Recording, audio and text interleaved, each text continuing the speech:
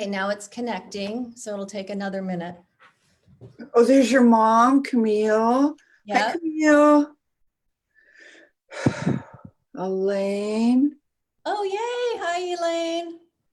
Okay, we are live on Facebook and we are,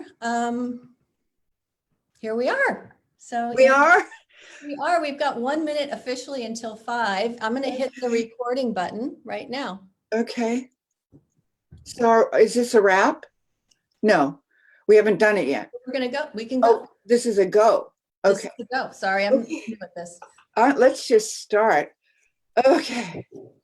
Welcome, everyone, and thank you for coming to the publication launch of Janine Reid's amazing memoir, The Opposite of Certainty.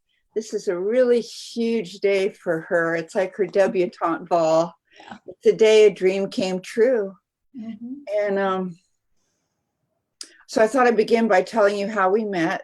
We're dear, dear, dear everyday friends. And we met 12 years ago in a gathering of our spiritual community where we both went once a week. And I had never really spoken to her, but I'd heard that Mason had a brain tumor from my younger brother. And so I went up just to be, and I said, hi, I want you to know I'm praying for you and Mason. And if you ever want to call and just pray over the phone, I'd really love to do that. But I was actually just being nice. I felt so sorry for you. But then you called me the next day. And in the meantime, I'd given you my tiny Mother Mary. Now I have Guadalupe, but it's the same basic necklace. Of course, I never got it back. Yeah, there it is. Oh, there it is, 12 years later. And we were off and running. I think we've spoken almost every day since that first prayer call. Yeah. So I want to just, I think everybody's aware of this memoir, and they've begun reading it since last night when it launched at 9 o'clock on the nose. But I just want to read this one paragraph. I wrote the introduction, but I just want to read an overview of what you can expect reading this book. In this spiritual memoir, Janine Reid shares the deepest truths about life, beginning with how she kept it together more or less in the early days and thereafter, through endless hospital stays while the family waited to learn whether Mason was even still inside his sleeping body. The journey takes her to the pits of despair, wild hope, and the day-to-day drama, but it also takes her deep into herself and the eternal questions we all ask ourselves.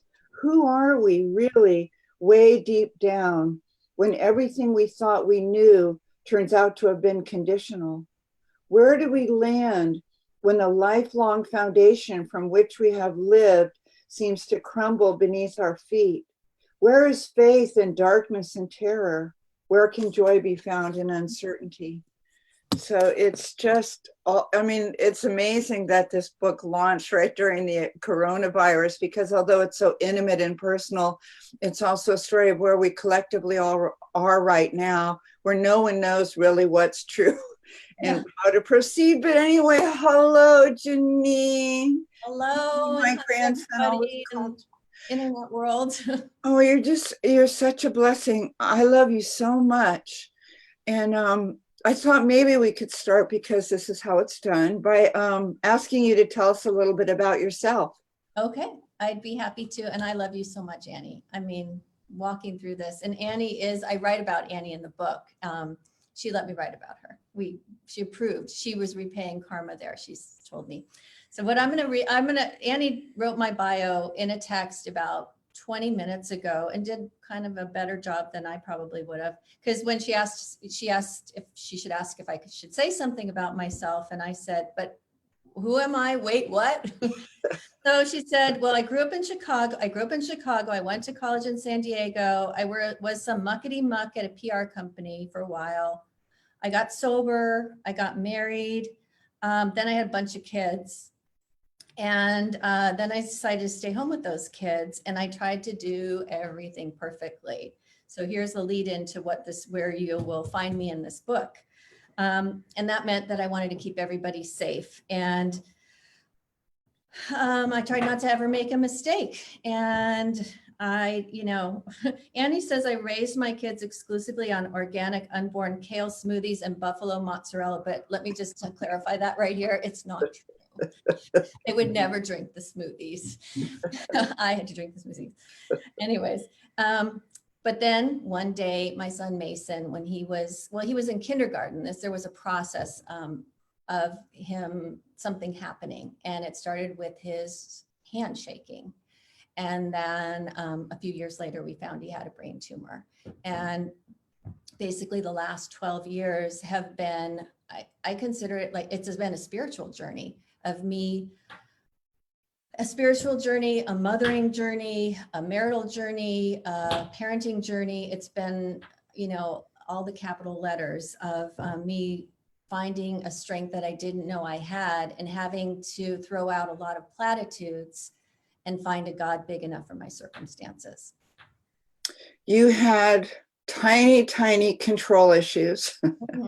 Still do. And still do, and perfectionism. Mm-hmm. And your belief had been that if you never, ever made a single mistake, everything would be fine and the children would thrive.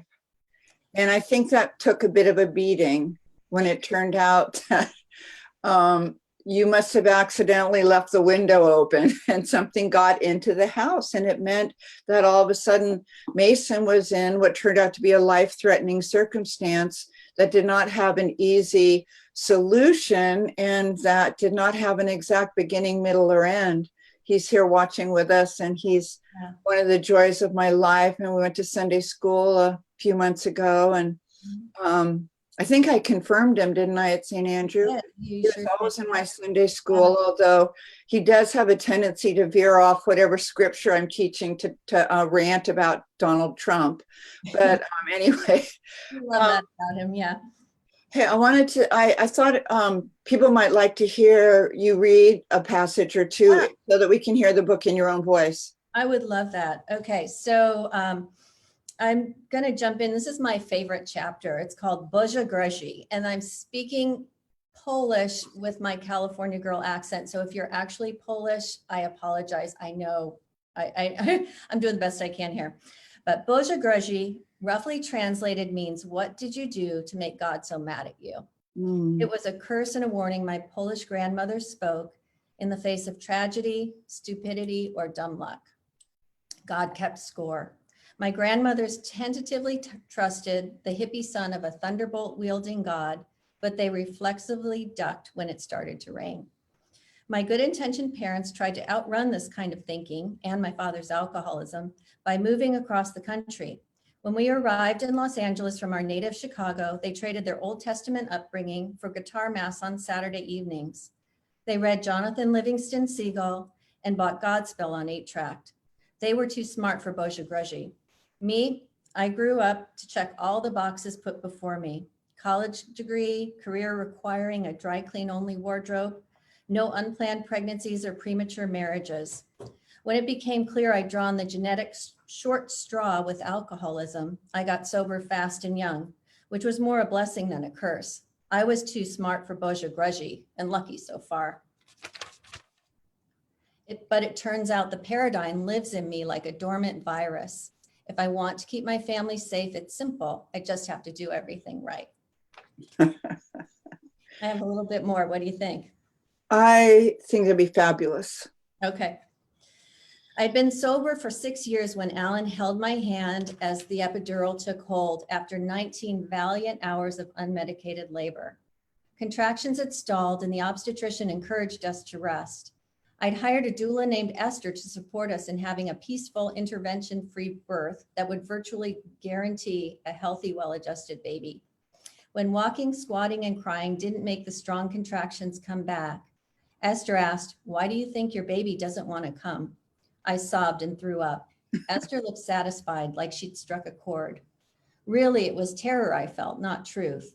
I was trying so hard and I couldn't make this baby come in my reasonable, not scary, less painful timeline.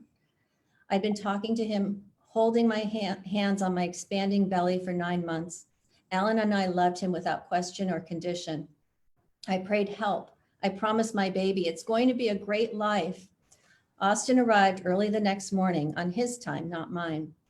This experience of powerlessness, though profound, was easily overshadowed by a protective instinct that flooded me, a certainty that if a mountain lion wandered into the yard, it would turn and run at the sight of me. Predators of any species didn't stand a chance. Hypervigilance would be the gift of my upbringing. When I returned to work, the sitter, a 35-year-old mother of two, was thoroughly vetted. I gathered up my childhood hurt along with my good girl desperation and macrame'd them into a kind of superhero coil, something golden that Wonder Woman might clip to her belt. The feeling only grew at the births of Mason and Sarah. No one would hurt my children. I pray most days, asking to be useful to my family and in the world. I pray that the people I love be protected and safe. I believe in God. I just don't always trust him alone with my kids. Perfect. Thank you. All right. Well, why did you write this book? Well, it was that thing, I tried to write the book I wanted to find in a crisis. That's where I started writing the book. I think as I've always been a writer, and I wanted to, this is how I process things. It's like the story had to come through me. And little did I know, though you did warn me, that I would be writing 16,000 drafts. So each draft was its own form of seeing the story from a different angle. The first draft was very much annoying people and the stupid things they said. And kind of, it's gotten better from there. By the end of the process, I think I came to a grudging compassion for everyone like me who really meant to say the right thing and really meant to show up. So I don't know, did I answer that question? Why did I write the book? So on the surface, I thought I wanted my experience to help other people, because that's the only way I know how to turn tragedy into something else. And then I think I also, on a really deep level, needed to, it had to come through me. It had to come through me and out of me, and to become something other, to see what it was, to see the blessing in all of it. And also, we've been talking about books for this book for years, that it's taken. And you were always very clear that the only way that you were going to ever make sense of what was going on was to write it, and that there was some kind of connection, because you're a writer, between your brain and your hands, and that we swear by that figure it out is not a good slogan, but that by writing down the truth and the true stories and the memories, something began to appear like a Polaroid image, and little by little, you and by extension me, we began to discover what the actual story was, which was that it was full of grace and beauty, and it sucked on a lot of days. Is that my phone? I don't ever get any phone calls. I don't know, it's coming from the computer. Oh, I'm just so glad it's not my fault. Oh my God, is somebody calling me? Oops, that's calling me. Oh boy. Maybe we're not even on. Oh gosh, I hope so. Oh, that's okay. Let me see if she's trying to text us. Oh, she said we're live. Okay. Oh, okay. I don't know why maybe she pocket dialed us. Here, Alan's going to go call Beth. Sorry, people. Okay. Never entitle an event Life on Life's Terms. Just like never write a book and put uncertainty on the cover, because you know what? Okay. Alan's going to go call Beth. Okay. Well, at least it's like we're not like at somebody else's meeting and I'm interrupting it. It's like, I know. I'm sorry, people. I know. I'm just so relieved that wasn't my fault. I actually don't care about any other aspect of what just happened. Good. Okay, so Turn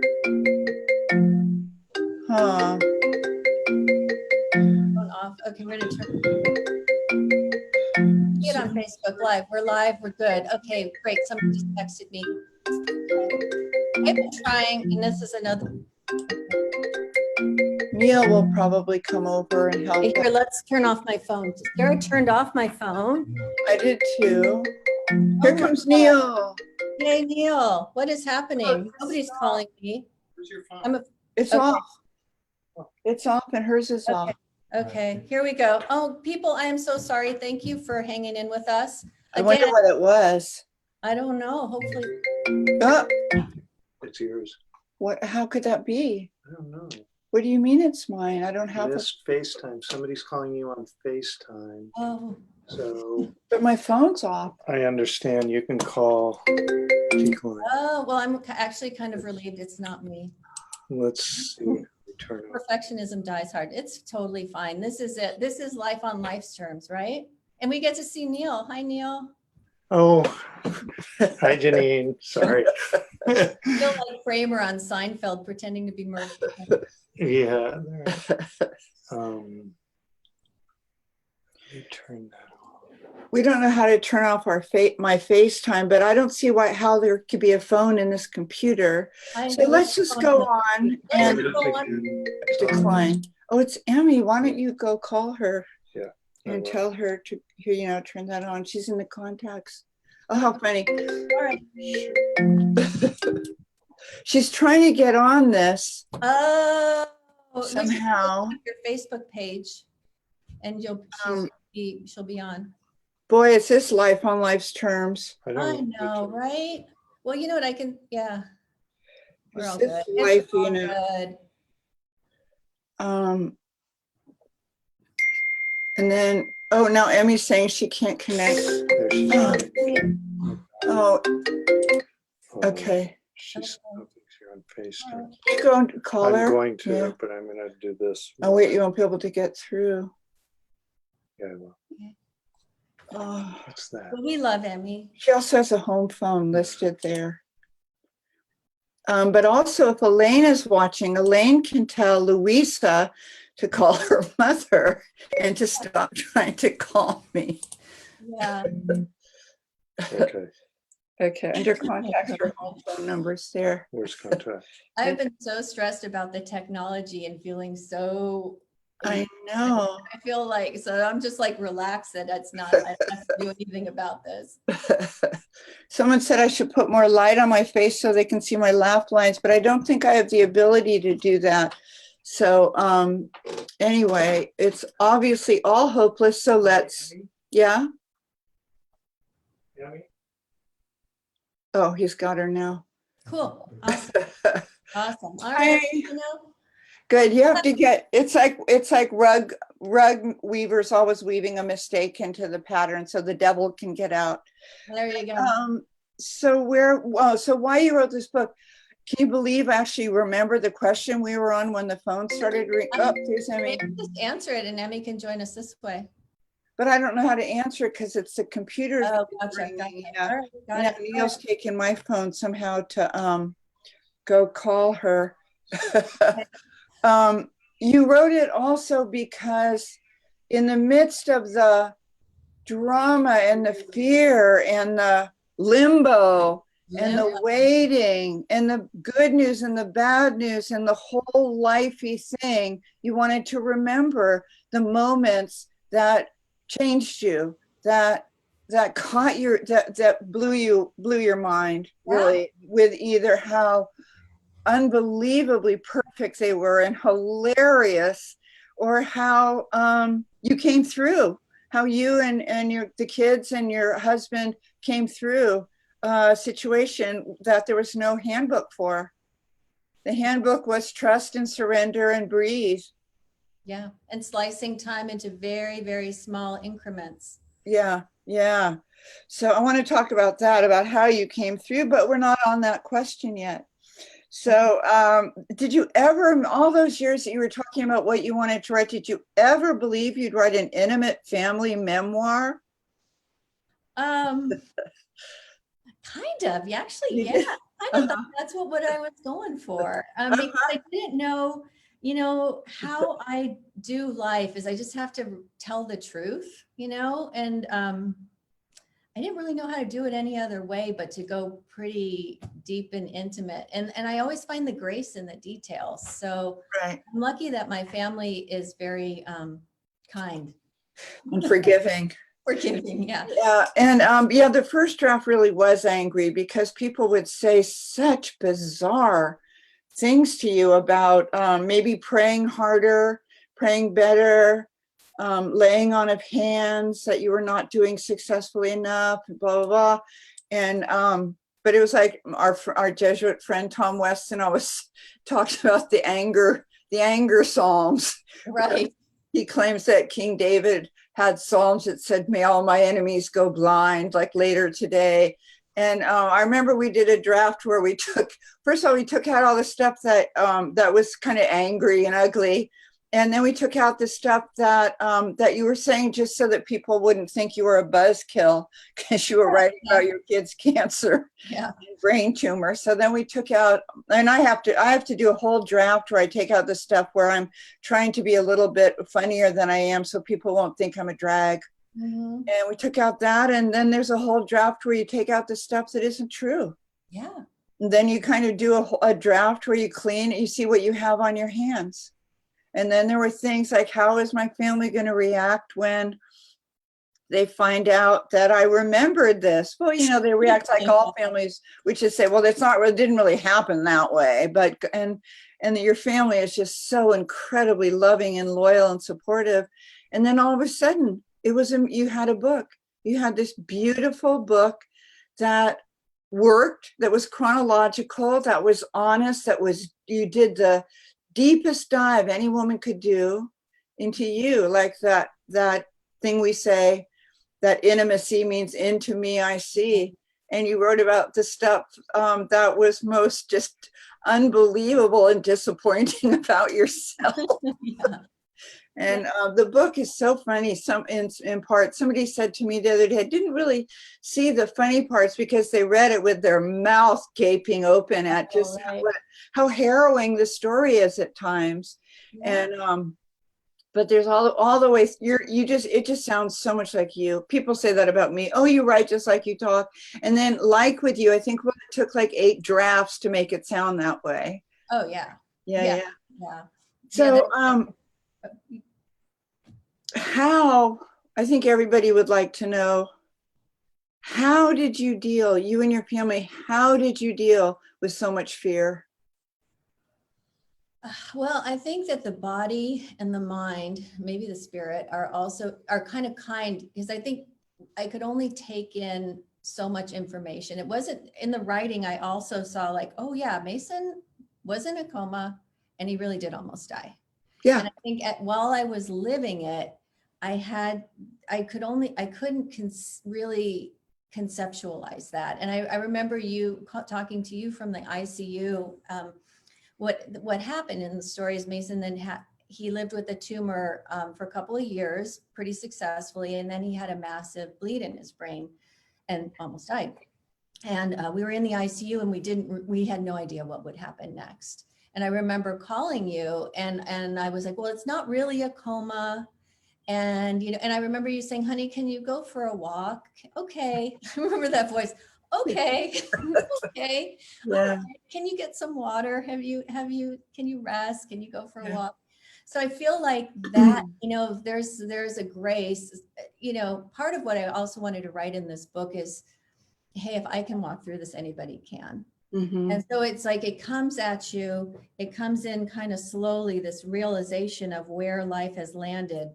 And then the other really important piece was I had such an amazing support group in place before anything happened. So I literally could be carried, by my family, by my good friends. So my recipe for living with fear, first I tell somebody I'm really afraid. Mm-hmm. And I think, in our current crisis, I have a sip of water. I like to be annoyed. It's a thing, a little self-righteous indignation, but I was annoyed at the very dawning of the current crisis where it was all of a sudden happy memes and grateful memes, which, don't get me wrong, I love a little happy meme and a grateful meme. But for me personally, I have to say, I'm really scared. And I need to say that to people who can, people who aren't going to try to shame me out of that or fluff me up out of that, who can just sit with me. And that's like the biggest gift that I've learned from others. sitting with me was to just sit with me when I was really scared. And to remind me also to have somebody to run through what's actually true. Mhm. What's true is not necessarily what I'm Googling when I can't sleep at 3 a.m. That's probably not true. What's true may be what my trusted medical people say. Mhm. So yeah, that's what I got on fear. Yeah. Also, I love, this is a little bit unrelated, but I remember asking you a few months ago, are you okay? And you said, yeah, I'm okay. It was by text probably. And I said, how can that be? Because Mason was going through a bad week. I said, how can that be? And he said, well, I keep changing what okay means. And today my son is at his art class that he really loves, and people that are so kind to him and such wonderful artists are working with him. So yeah, I'm okay. Today's okay. And I keep thinking about that every day of the coronavirus, the stuff that works, that does work, and that always works. Telling the truth to a trusted friend always works. Getting outside, looking up always works.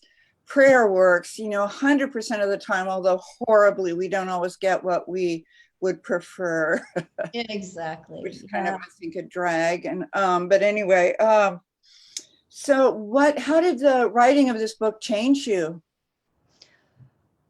Oh, huh.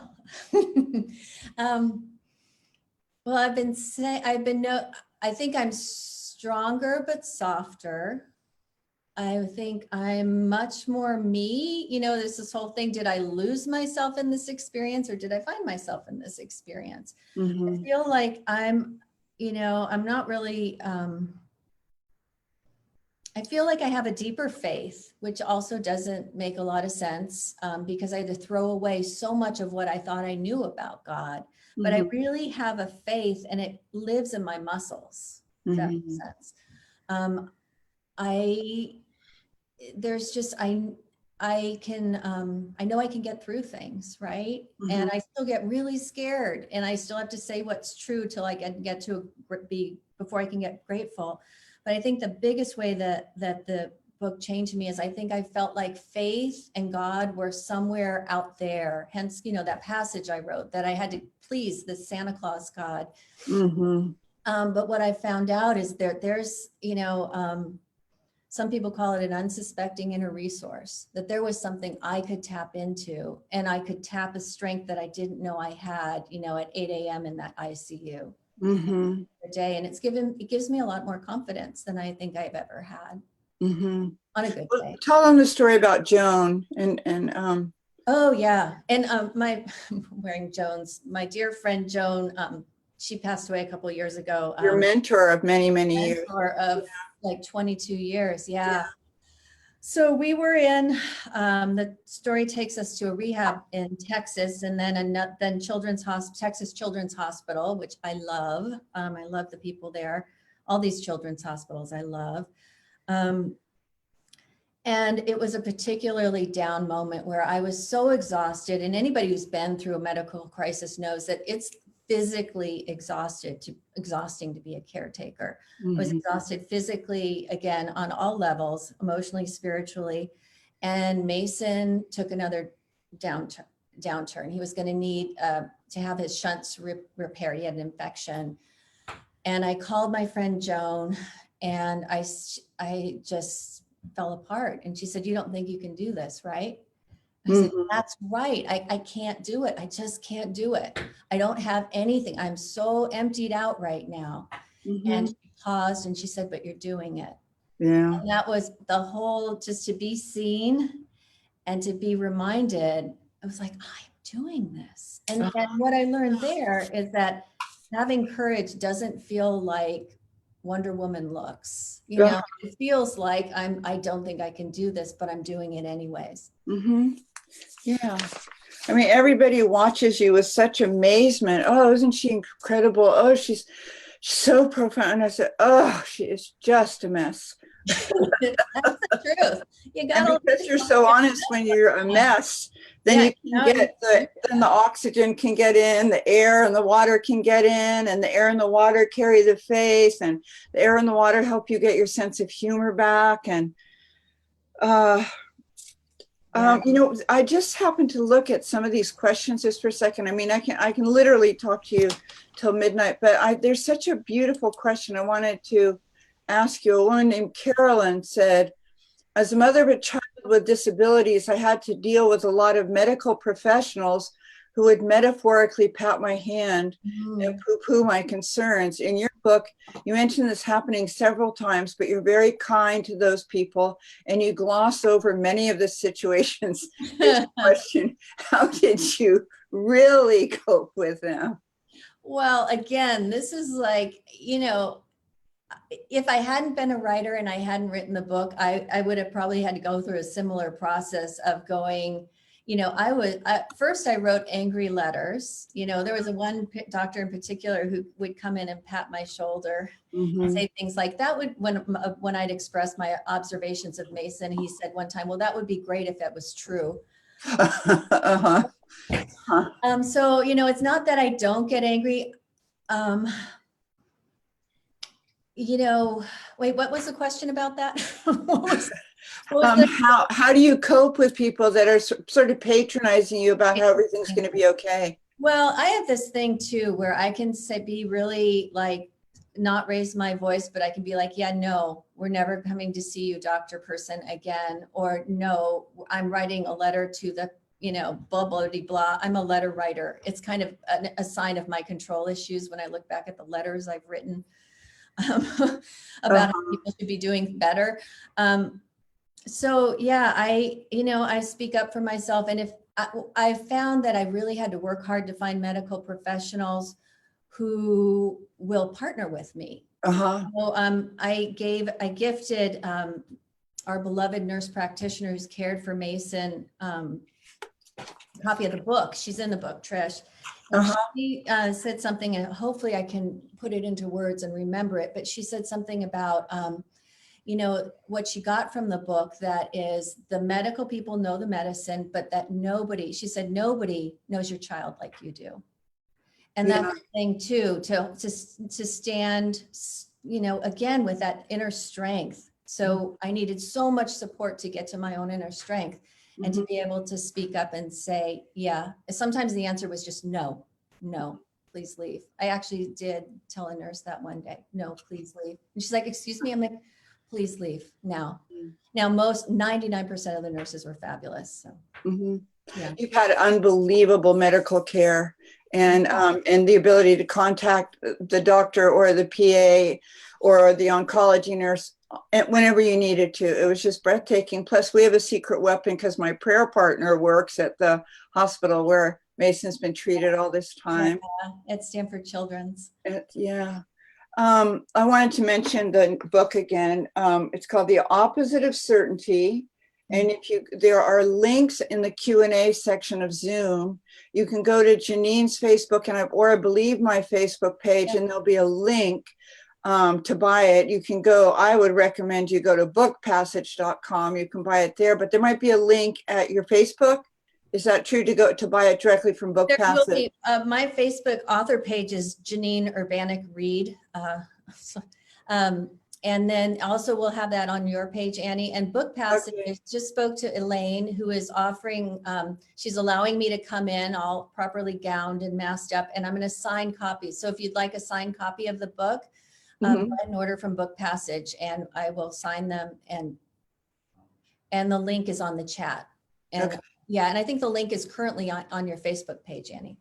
Okay, good. Well, I don't actually know how to log on to that either, but I'll just hold the book up again. The Opposite of Certainty. There are so many good questions. Another one was, hold on a second.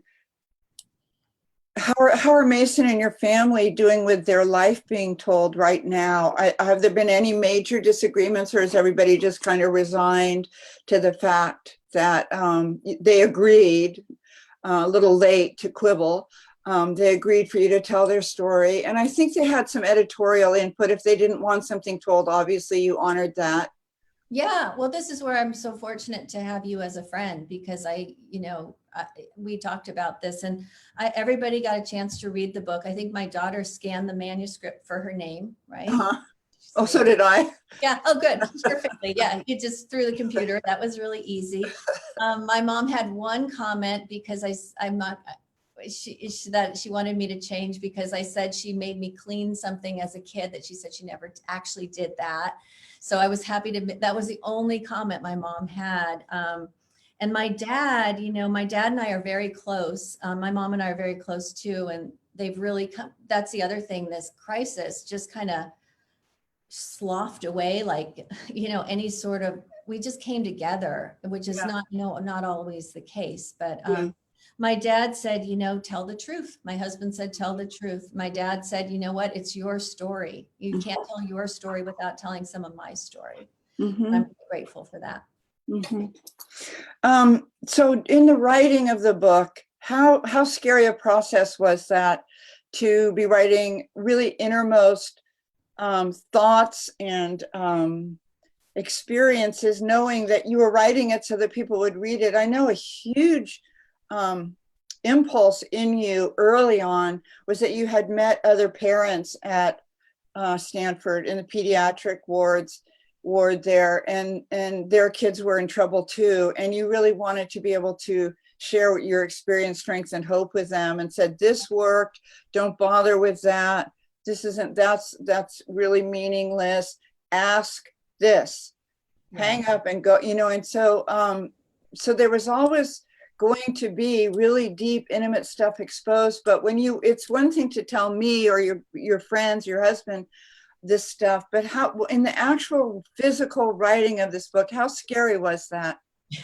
Well, the irony is that in order to dive that deep, I had to trick myself. So I would trick myself. I'd show up to my desk. I do my best work in the morning. I'd show up to my desk and I'd tell myself, no one is ever going to read this. How rare is it to get published? How this and that. And even though I'd had some success as a writer, still no one's ever going to read this. Just say what's true. So I had like this moment when the book galley came out a few months ago, and I held it in my hand and I was like, oh my goodness. Oh, here it is. Here it is. But you know what? I don't, so far so good. I think everybody in the family's happy with what's been written, or not, they're not upset by it. And so far, it's going to be interesting because now it's going into so many hands, Our first friends who read it, Carolyn Levitt, the wonderful writer,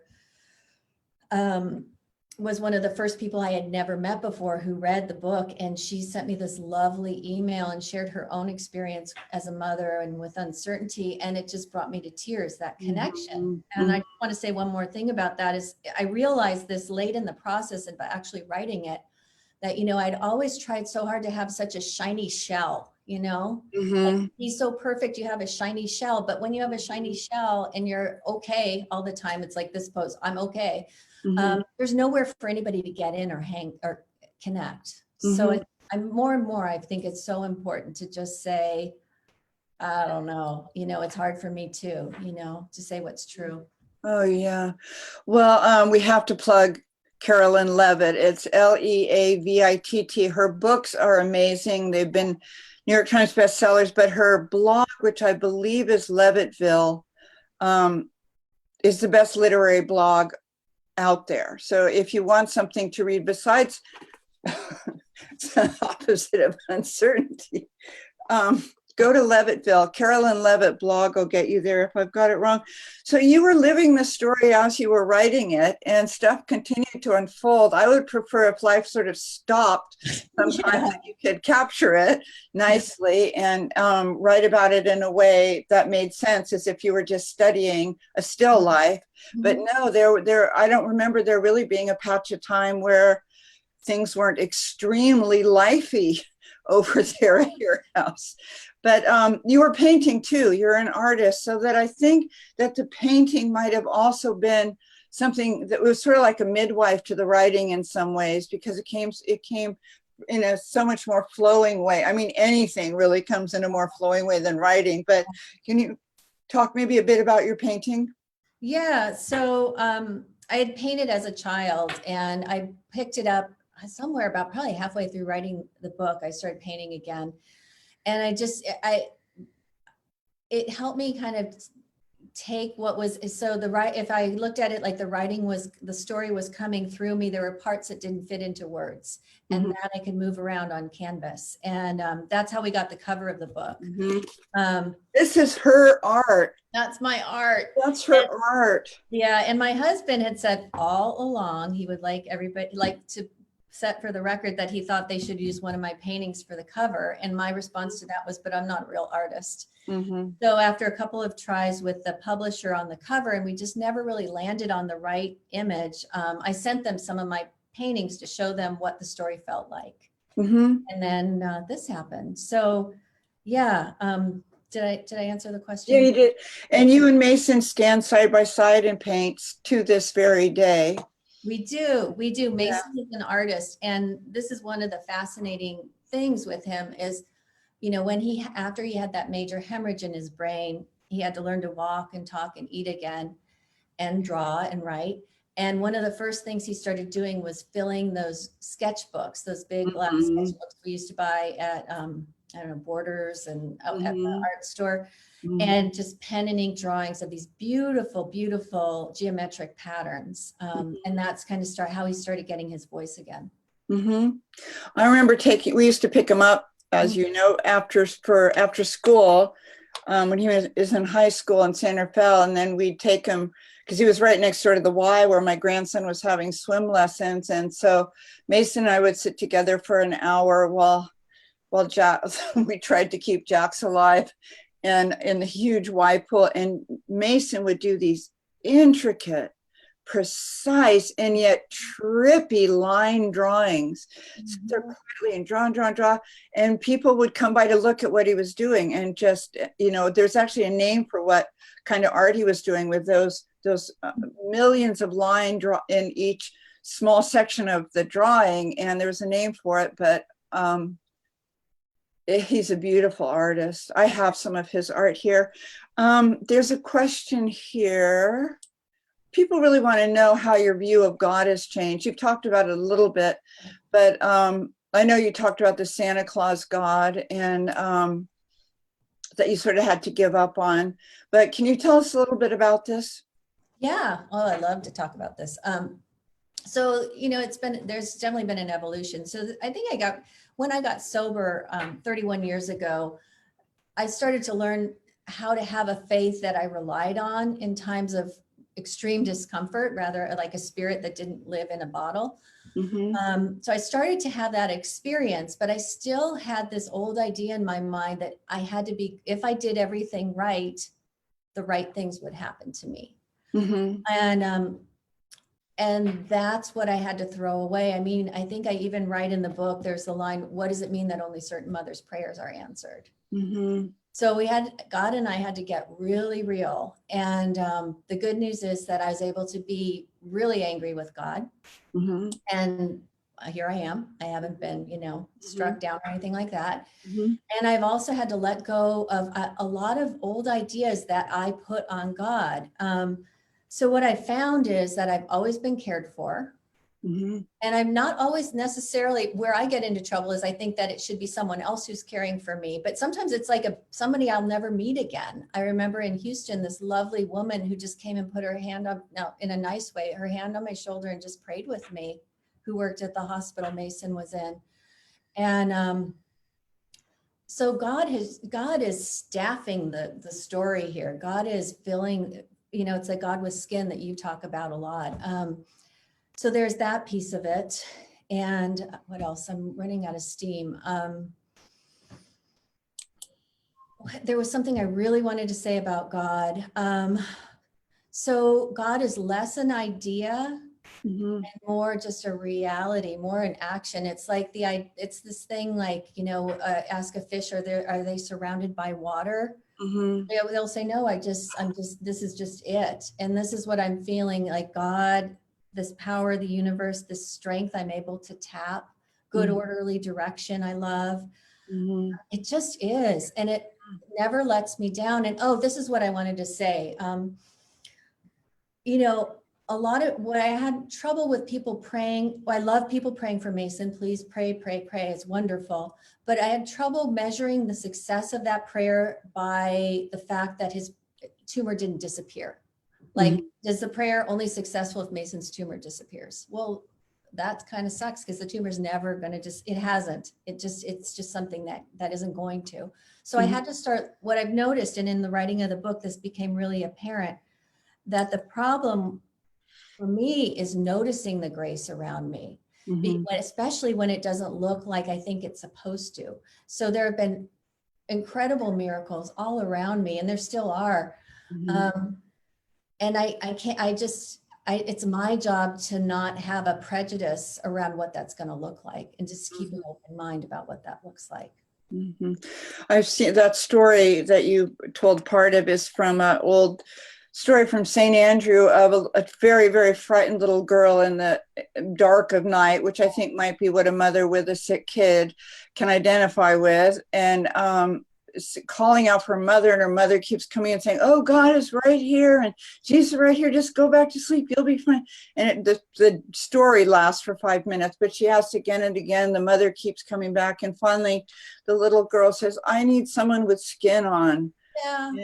And you have been surrounded by the most loving and beloved people who have sat with you when there was nothing to say, there was nothing to do, and you really weren't hungry. You would agree to eat a little bit of, the kale smoothie, A little bit. buffalo mozzarella. But, and then I want to tell people what the title comes from, which is the great theologian, Paul Tillich, who I think he's probably starts becoming well-known in the 50s, but he said, the opposite of faith isn't doubt, it's certainty.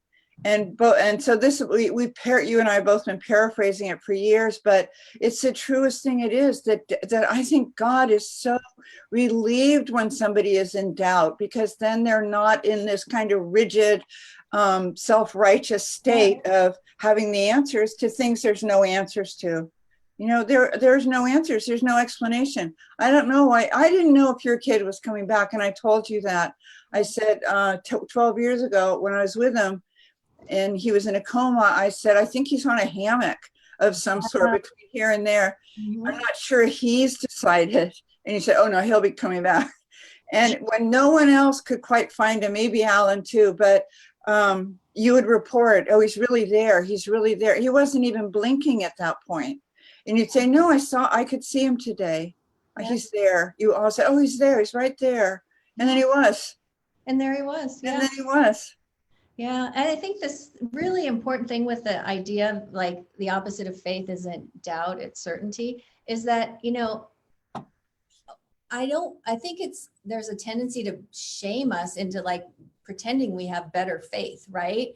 But I can have excellent faith. I can have, and have a lot of doubt and a lot of fear at the same time. It's not a eraser of the faith.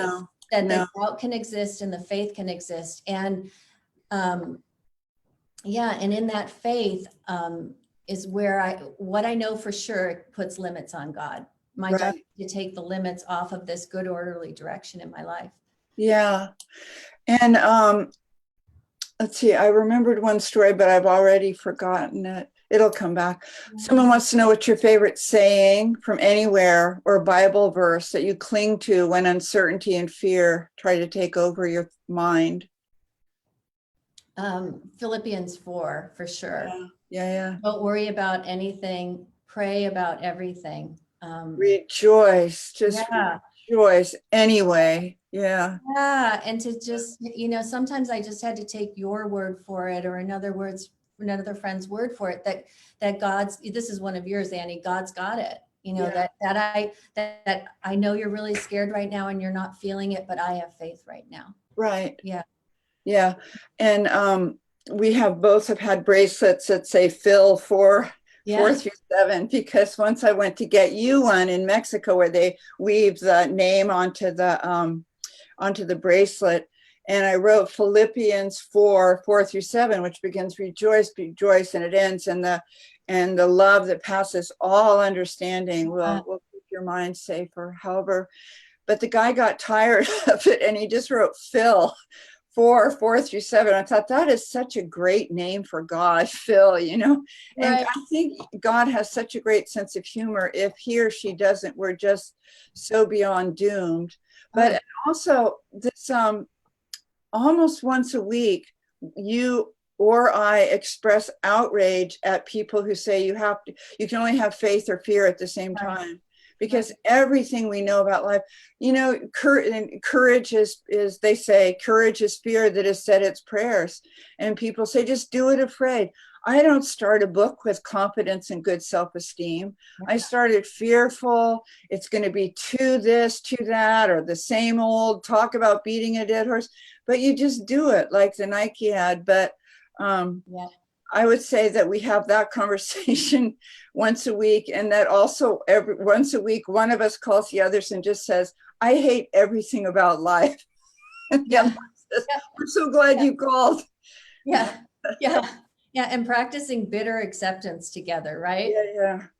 Because telling the truth is the way we hit the reset button, that we go from the jumble and the tangle and the clench and the clutch to getting our sense of humor back, and it resets us. It really does. It's like a button, because you listen to the other person, and you know, it just kind of sneaks in, and the love gets into your heart, and the fact that anything you need, we had to offer you.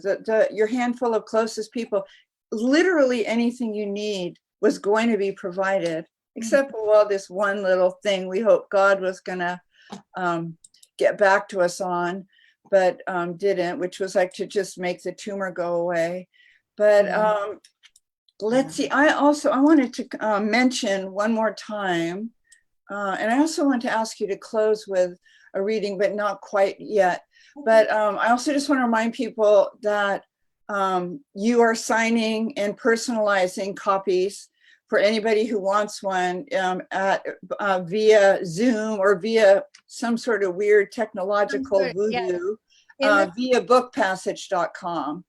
Exactly. And if people can go to the chat and the Q&A, there'll be the number that they can order. But also, you said if they go to my Facebook page, they can do it, right?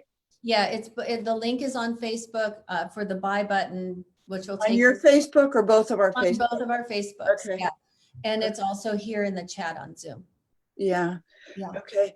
Somebody from Australia, I am not making this up. Joy Elford said the ability to sit with uncertainty is such a gift.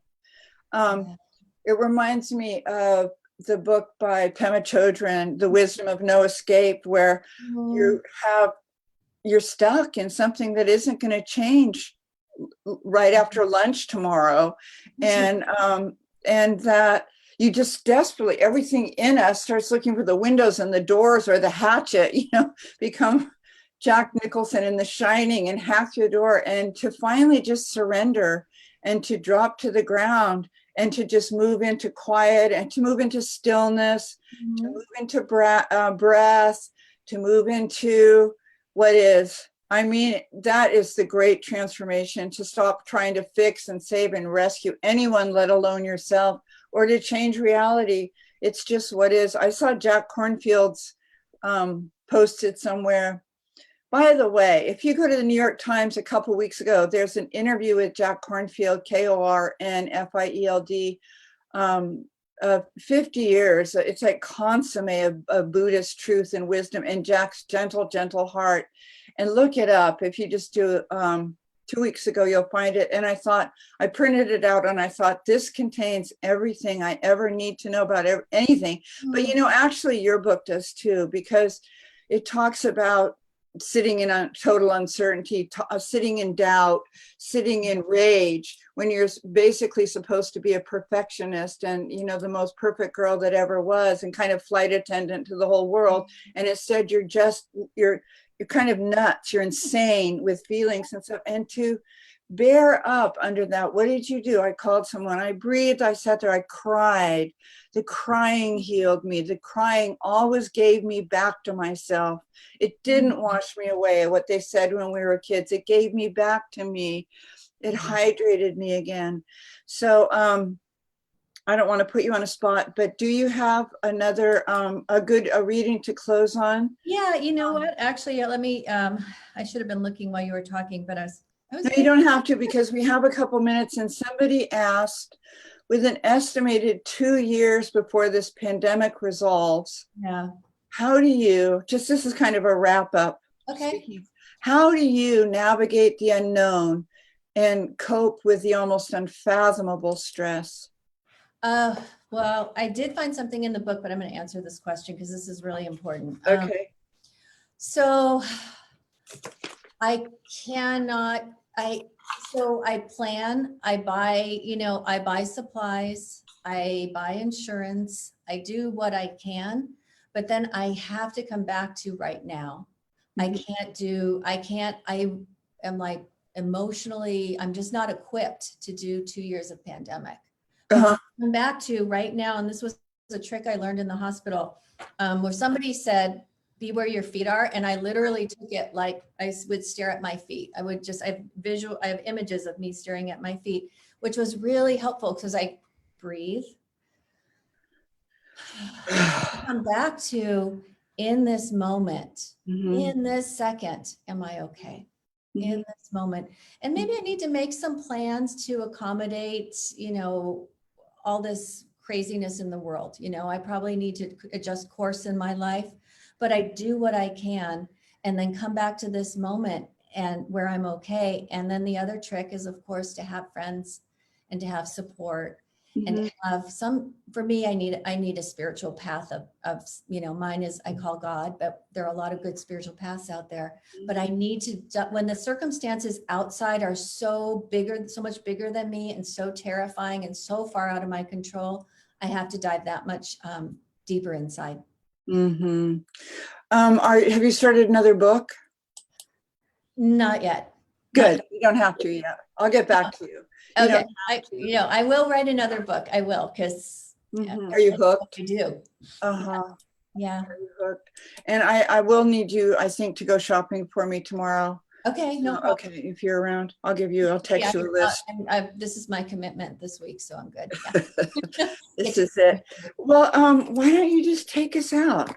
Okay. Wait, can I just say one thing also? A plug for the book is there are plugs from Kelly Corrigan and Carolyn Levitt. As soon as we had Kelly Corrigan and Carolyn Levitt and Alyssa Altman, everything, author of Motherhood, everything changed. It meant you were safe and you were covered. And no matter if no one ever said anything kind, if you didn't get any abuse, you had Kelly Corrigan, Alyssa Altman, and Carolyn Levitt.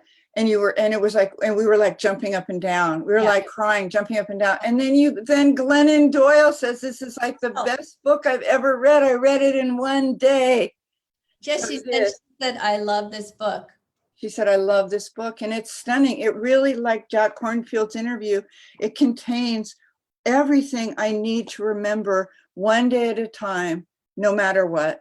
No matter how long things take, no matter what they look like, no matter what, it's all in this book that you created for us. So thank you. And it's all yours. Oh, thank you. Okay, so this will be fun, guys. I don't think you'll be lost in time, but you'll know why. As soon as I start reading, you'll understand why I picked this. I meet Annie at Starbucks, something we rarely do. We have too many conversations for each one to merit a table and coffee, but this morning Annie insists. We claim 2 window seats while the playlist humming from hidden speakers helps us pretend that the red-haired man at the next table isn't overhearing our entire conversation. Mason's been having a lot of headaches, I say, reflexively checking my phone for missed calls, but he still wants to go to school every day. Annie's face softens into a compassionate sigh. Dr. Fisher suggested that we meet with a radiation oncologist just in case we need her at some point. No one knows for sure what the changes in the tumor mean. It could be good news, the tumor breaking down. I present my case logically, but my optimism is as tired as the rest of me. The red-haired man at the next table glances over his shoulder, pretending to check the length of the line for refills. Annie picks up my iced tea cup, the wrapper from my dried apple snack, and her coffee cup, and arranges them equidistant before me. This seems to be the moment she's waiting for. This is your emotional acre, she says. Everyone has one. You, me, you, Mason. Growing up in alcoholism, people like us thought we'd be safe if only we could control everything on our acre and everyone else's. If we could only get the outside to shine, we had a chance. We might be okay. This is an idea some friends have been talking about lately, as in staying on their own emotional acres, not trespassing on their parents' and children's other grassy areas. It's a pastoral image for minding one's own business, which presumes there's a tender place inside each of us where we hold this life of ours and try to make sense of it. Here's everything Mason has going for him. He's smart. She moves the snack bag wrapper to the center of the table, a marker on the table which has apparently become the game board symbolizing my complicated emotional life, the one I attempt to push into a leak-proof Ziploc bag inside of myself so it doesn't drown me. He's strong. She moves the paper cup next to the wrapper, smart and strong, side by side. Here's the part of the acre you're not allowed to talk about, the part with the brambles, the scary part, because it seems like it would be disloyal for you to go there. Amber-colored tea sloshes over the melting ice cubes in my venti cup. The he who must not be named part of my acre, my life. You need to be able to say what's most scary about this. The things we try to push away get more powerful. Let's see. Should I finish this paragraph or end there? Finish the paragraph. Okay. The unspeakable. I'm afraid the tumor will consume Mason. It's his brain, for God's sake. That part of him that makes him who he is. I'm afraid of losing him. I don't say this out loud, and neither does Annie. I drive home with tears streaming down my face. I'm like the little Dutch boy in the children's story with the finger in the dam. I persuaded myself that I have the power to tilt the story towards a miracle, the only acceptable conclusion, because the alternative acknowledges the tidal wave on the other side of the floodgates. Amen. Amen. I'll see you tomorrow. Tomorrow, and thank you, Annie, and just Thank you, amazing. everybody. Thank you. For all the help. Thank you. See you tomorrow. Bye. Bye.